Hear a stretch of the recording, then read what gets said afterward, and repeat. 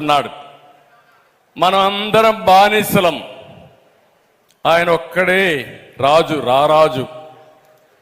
ఎవరైనా ఒక సైకో, ఎవరైనా ఆయన్ని వ్యతిరేకిస్తే, నువ్వు చేసింది తప్పని చెప్పితే ఇంక వాళ్ళ పని అయిపోయింది.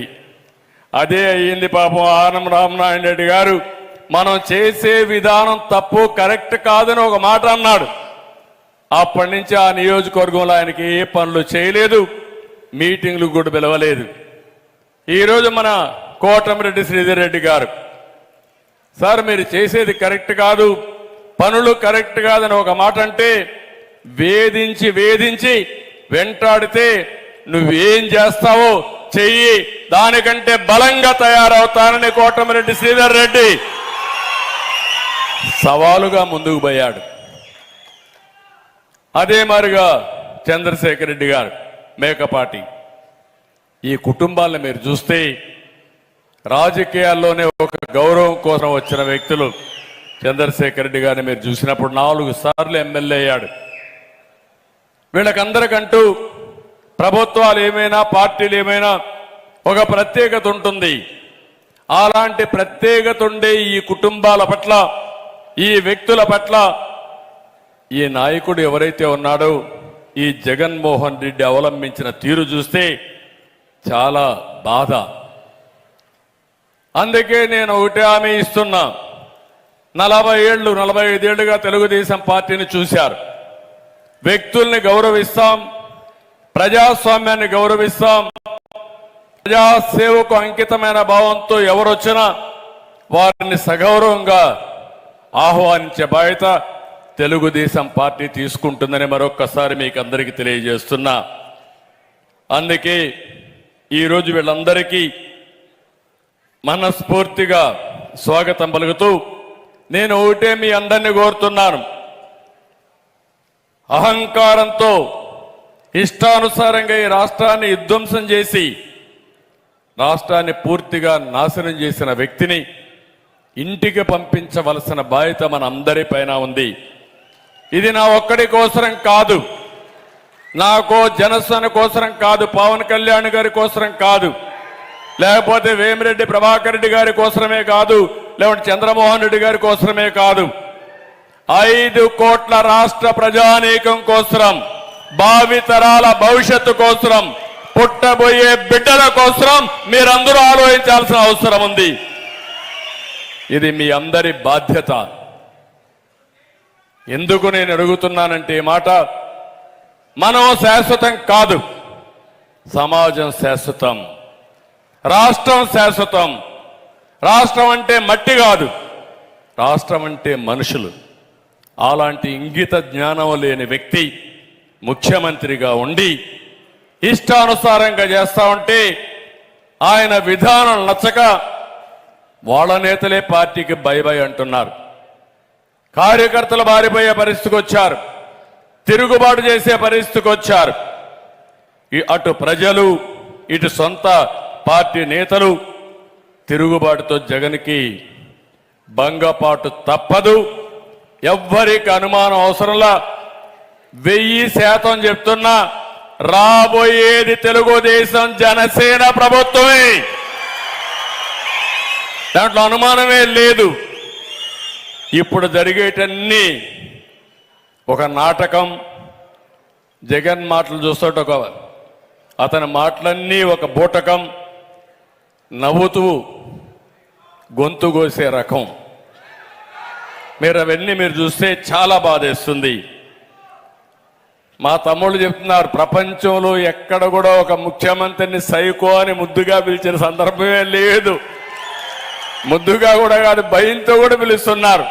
అది అటు ఇటు చూసి టకామని సైకో అంటున్నారు. మళ్ళా ఎక్కడ కేసులు పెడతారు ఈ పోలీసులని భయం. అలాంటి పరిస్థితులకు వచ్చాం. ఈరోజు వచ్చింది మీరు ఒకటేసారి గుర్తుపెట్టుకోండి, ఇది ప్రారంభం మాత్రం.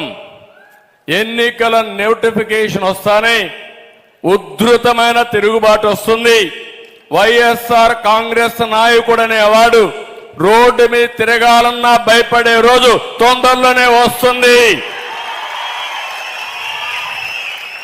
ఈరోజు మీరు చూస్తే ఈడ మీటింగ్ ఉందంటే దీన్ని కౌంటర్ చేయడానికి విశాఖపట్నాన్ని దోచేసిన వ్యక్తిని నెల్లూరుకు పంపిస్తున్నారు. ఇప్పుడు మళ్ళీ అక్కడ మొత్తం ఊడ్చేశాడు, ఇప్పుడు నెల్లూరుకు వచ్చాడు. నెల్లూరుకు వస్తే మిగిలేది ఏమి ఉండదు. ఇలాంటి నాయకులు వచ్చి తిరుగు తపాల్లో మీరు పంపిస్తారు, నాకేమాత్రం అనుమానం లేదు. తాట తీస్తారు, నాకు తెలుసు. 5 ఏళ్లుగా అడ్డంగా దోచేసి ఈరోజు మీరు చూస్తే ఏమి చేయాలనో దిక్కు తెలియడం లేదు. మీరు ఒక్కటి గుర్తుపెట్టుకోవాలి, అతను ఒకటే ఆలోచించాడు, నాకు ఎవ్వరూ ఎదురుండడానికి వీలు లేదు, నాకు ఏ వ్యక్తి అడ్డం మాట్లాడడానికి వీలు లేదు, ఏ మనిషి కూడా నాకు అన్యాయం జరిగిందనో ఒక్క మాట కూడా చెప్పడానికి వీలు లేదనే విధంగా పోయాడు. కడాన నిన్న మొన్న చూస్తే దోచుకున్న డబ్బులతో సిద్ధం అంటూ ఎక్కడ చూసినా హోర్డింగ్సే. నాకే అర్థం కాల. నేను రాజకీయాలు 45 ఏళ్లున్నాను కానీ ఇంత విచ్చలవిడితనం నా జీవితంలో ఎప్పుడూ చూడలేదు. మీటింగులు పెట్టారు, మీటింగులు పెట్టి మీరు చూస్తే ఎక్కడ చూసినా నేను సిద్ధం సిద్ధం అంటాడు. నాకు అర్థం కాదా మొదటిసారిగా ఏం సిద్ధం అని. ఓడిపోవడానికి సిద్ధం మా తమ్ముళ్ళు చెప్పినట్టు.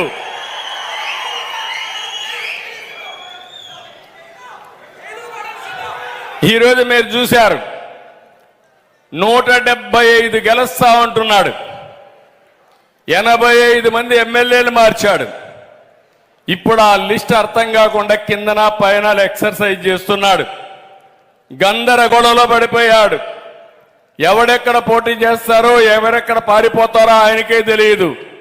ఇప్పుడు ఇక్కడ పెట్టాడు ప్రభాకర్ రెడ్డి గారి పైన ఎవరైతే ఉన్నాడో విజయసాయిరెడ్డి, పాపం A1 విశాఖపట్నం అంతా దోచేసిన వ్యక్తి ఉంటాడా లేదో తెలియదు, రేపెవరో తెలియదు, ఎల్లుండెవరో తెలియదు.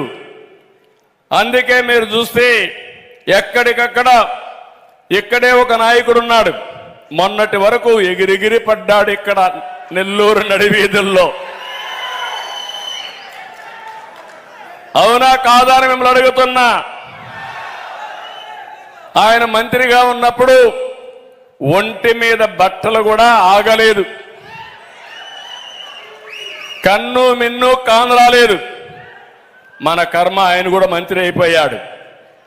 మొన్న బదిలీలో ఒక్క తన్నుదంతే పక్క జిల్లా కాదు 3 జిల్లాలకు అవతల పోయి పడిపోయాడు. అవునా కాదా అని మిమ్మల్ని అడుగుతున్నా. ఒకప్పుడు అనేవాడు బుల్లెట్ దిగిందా లేదా నాడు డైలాగులు. ఇప్పుడు బుల్లెట్ కరెక్ట్ గా దిగింది. అవునా కాదా?